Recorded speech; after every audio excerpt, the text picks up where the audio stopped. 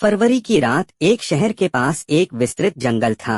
जंगल में विचित्र और अनजाने घटनाओं की खबरें सुनी जाती थीं। वहां के लोग कभी भी रात के समय जंगल में जाने का सोचते भी नहीं थे।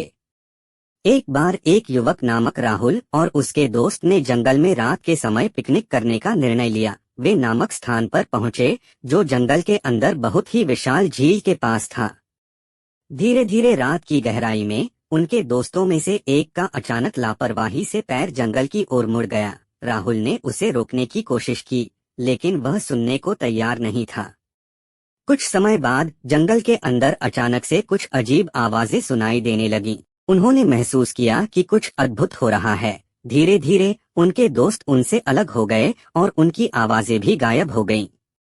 राहुल ने डर के साथ जंगल में घूमते हुए उन्हें ढूंढने की कोशिश की, लेकिन वह कहीं नहीं दिख रहे थे। उसकी हड्डियां खांसी कर रही थीं और वह अपने आप को भयानक और अकेला महसूस कर रहा था।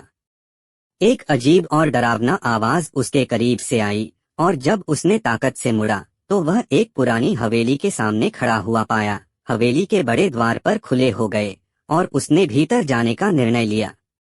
जैसे ही वह हवेली के अंदर पहुंचा तो वह एक बड़े हॉल में पहुंचा, जो डरावने और भूतिया था। वह अनजाने आवाजें और पानी की धार सुनाई दी। राहुल ने हवेली में और गहराई में घूमा, लेकिन कुछ भी नहीं मिला। उसने वहां से बाहर निकलने का निर्णय किया, लेकिन जैसे ही वह द्वार की ओर मुड़ा तो वह उसी द्वार के सामने अपने दोस्तों को खड़ा पाया। राहुल को स्थिति समझ में नहीं आई, लेकिन जब उसने अपने दोस्तों के चेहरे की ओर देखा तो वे सभी भूतिया थे। वे वहीं खड़े थे, हंसते हुए और राहुल को देखते हुए।